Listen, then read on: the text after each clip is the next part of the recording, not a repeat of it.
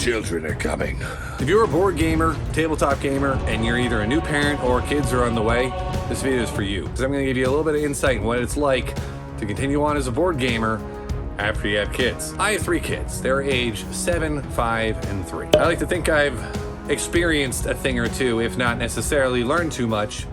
So I'm going to share that. Now, to be clear, my experience is not as a single parent. My wife stays home with the kids. I also don't have twins or triplets, and I've never adopted a kid. So if your experience is different or is going to be a little bit different than that, feel free to extrapolate from what I say here. Life changes in many ways when you have kids. But as a tabletop gamer, life changes in 3 specific ways. The first way, you will almost certainly play less games. Now, when I say almost certainly, that's because there are a lot of different factors that can impact how much it affects your game playing. In theory, it is possible you could play more, but if you're going to play more, if you're going to play a lot less, here's what's going to determine that. The first reason why you will almost certainly play less games is because parenting takes time. Our time is going to be unstable? What does that even mean? I don't give unsolicited parenting advice because I remember what it's like to be a new parent and getting a ton of unsolicited advice. When new parents ask for advice or ask for perspective, one of the things I will say is that being a parent will take up about 70% of your free time. Probably even a little bit more once they're initially born, and about 70% of your time after that. That's a lot of time. When you have a second kid, it feels like it's about 85% of your free time is now parenting time. It's a lot of time. When you have a third kid, it honestly feels like about 95%. It's a lot of time. How much this affects your gaming hobby depends on how you prioritize your hobbies. Because when you're pressed for time, you gotta make a decision. It's kind of like when you get older and when you see your friends from back home, you might not see them as much, but when you do see them, you make the time worth it. You spend more time talking to them as opposed to, say, doing things where you can't talk to them. When you have less time to spend, you spend your time more wisely. So whether or not you play less games as a result of having less time is dependent on how high games are on your fun time priority list. I used to do a ton of things. Used to be a much more avid video gamer. I used to play fantasy sports and watch all the major sports. I used to go to see almost every new movie that came out. I used to watch every new episode of Walking Dead and usually Talking Dead. And you f***s online that keep saying I'm pronouncing GIF wrong. No, you're wrong!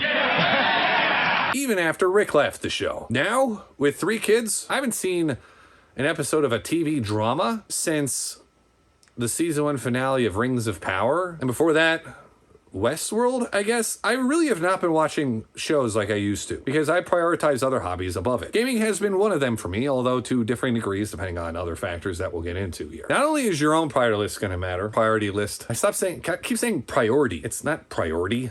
I also have a cold from my kids. Not only is your own priority list going to matter, but so is the priority list of your spouse and the friends that you're able to see easily. One thing that became eminently clear after my wife and I had kids, and became even more starkly clear the more kids we had, how differently we relax. Now, obviously, our days are a little bit different. She's with the kids all day.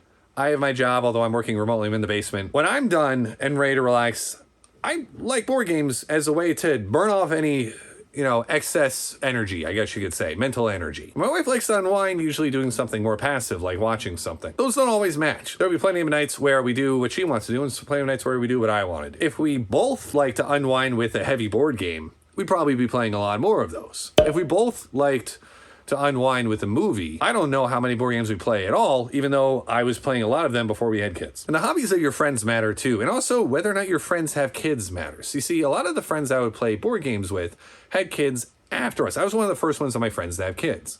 So our schedules changed more quickly. In fact, when we first had kids, a lot of my friends were still childless, living in New York City. And so when we would see them once in a while, because it was tough to travel with my first, she was not happy in the car. We go to New York City, and what would they want to do on the weekends when we're able to travel there? They like to go out. They like to go to restaurants or clubbing, which isn't really easy to do with like a 1-year-old. When were they playing board games and things like that?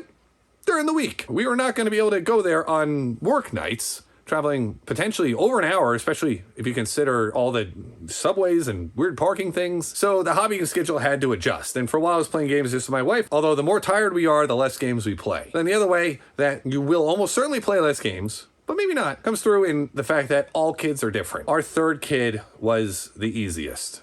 If our third were the first, we might have been able to go to friends' houses that also had kids and expect our youngest to then fall asleep in a bassinet in a foreign location, being that friend's house. That was not happening with kid 1 or 2. No way. So that was just out of the table. I would occasionally go over to friends' houses for barbecues and stuff like that, but the kids are home at bedtime.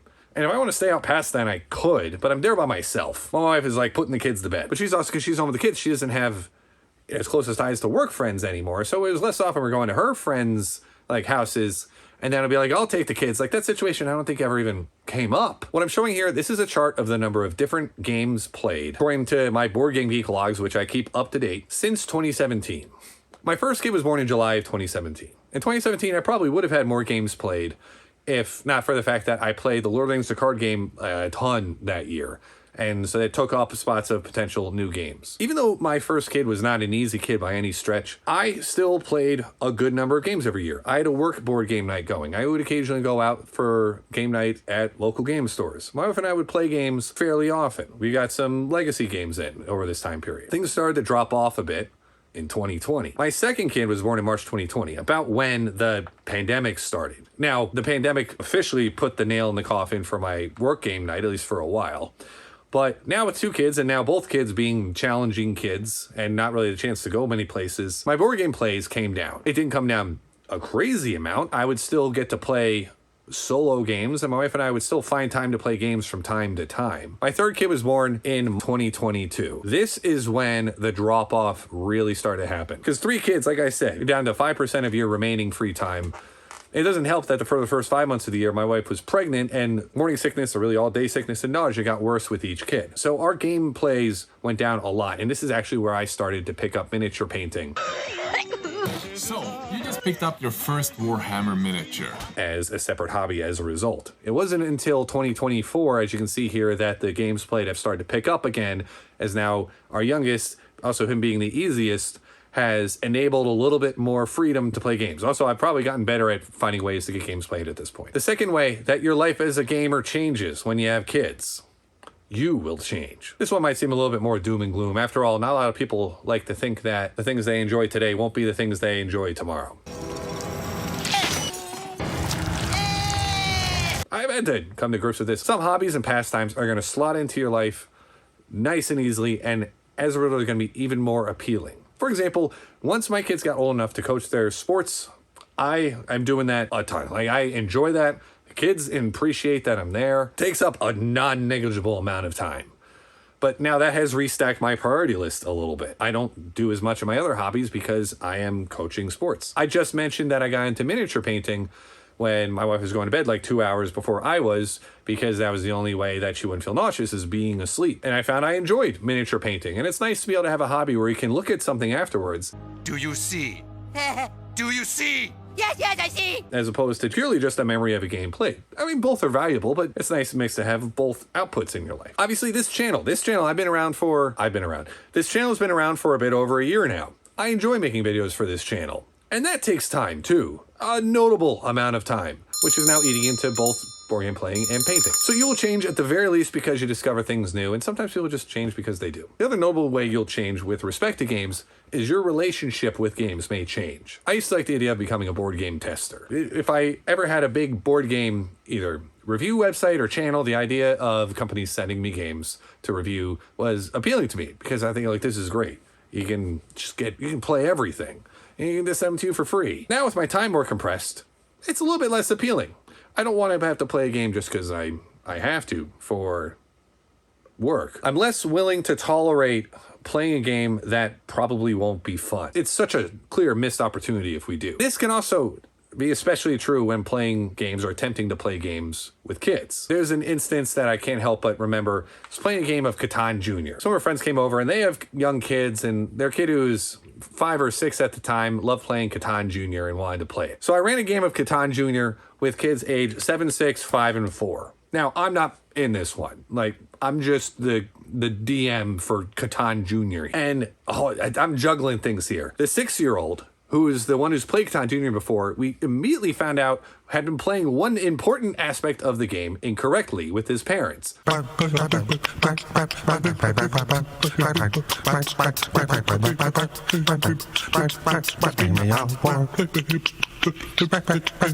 Thanks, parents. And he wasn't happy about that, because he was basically ready to, like, teach everybody the game. What I ended up doing is I found another rule that I got wrong. Wink. And we fixed both of each other's rules. The 5-year-old, I had to keep his attention the whole time. He was just kind of getting bored. 4-year-old is my son. He was kind of into it, but he's 4. Forgetting some of the basics from time to time, but he's a gamer though, so he was actually okay. My 7-year-old started doing things to entertain herself, like naming the different settlements and stuff, but that was really starting to confuse the other kids, so I had to find a way to manage that without killing her mojo to play Catan Jr., because she was also beyond Catan Jr. at that point. She's playing more advanced games. My takeaway from this experience was that was a lot of work. And now when I see Catan Jr., I think, wow, that was a lot of work. Not just like, oh, hey, this is a little family game. Family games can be a lot of work. And that's why games that I normally would have played 10 times by now, I've maybe waited to bust out, because I don't want my memories of certain games to be like, oh, I really shouldn't have busted this one out. Like, this was too much. I'd rather not just do that. I'd rather just, like, play it safe and do an easier game that a kid would enjoy. Or, in the once in a year I see a certain friend, I'm not going to play the game that has the highest upside potential. I'm going to play a game, or suggest we play a game, that has the highest floor, as in the worst case scenario for how it goes is as good as possible. That's a much heavier piece of consideration for me. And in the last way, your life with games will change when you have kids. It does get better. Not only are you gonna have less time for games, you're not even gonna like them. I don't want that to be the takeaway. Because even if that might be true at times, and it can be a frustrating hobby to try and keep going when you have infants crawling around and interrupting your game of Gloomhaven at 11:30 p.m., waking up and then need to be fed, I don't want that to be the only takeaway, although it is an important thing to be aware of. The upside, especially once the kids start playing games, is higher than it was. Think about how much fun it is when you play a game you like. Now think how much fun it is when you introduce someone else to a game. Oh, this is great. Oh, board game is great. Pretty cool, right? Now think about introducing a kid to it that is figuring out what they like. They put games on their Christmas list. it sets their whole life hobby direction in a way that might not have before. It's even better, right? Now imagine your own kids, your flesh and blood. They're gonna carry on your legacy after you die. They are enjoying the games. When they're not giving you colds, you have more capacity to enjoy games when they exist. But it's also a better time than ever to be exploring this hobby. Think about it, like when millennials were growing up. I'm a millennial, if you couldn't tell. Bearded millennial in front of a Kallax. Not exactly the first of my trope. All the nerdy hobbies were a little bit more behind glass windows. There was weirdness about thinking D&D was satanic, or like that nobody had played anything besides like Monopoly and Risk. I had an uncle who did simulation war game things where he had the little tokens and stuff. Like he was a historical like war history fanatic guy. He was a Marine. Like I wasn't gonna be into that. I needed something in between. But man, there are so many options now. There's so many things you can spend quality time with your kids. So like the upside is there. And we're not quite at the point where our youngest is old enough to have full family game nights. We're all competitive, but we have played games, all 5 of us, which take the time I used to have before it was just 2 of us, just my wife and I, and now it's all 5. Worth every minute of frustration of either not being able to play a game or trying to manage the attention span of a 4-year-old. That's what the future has for you. If you enjoyed this video, remember you can subscribe, and I have memberships now. I am Jackson Warfield, and I look forward to seeing all of you in the next video.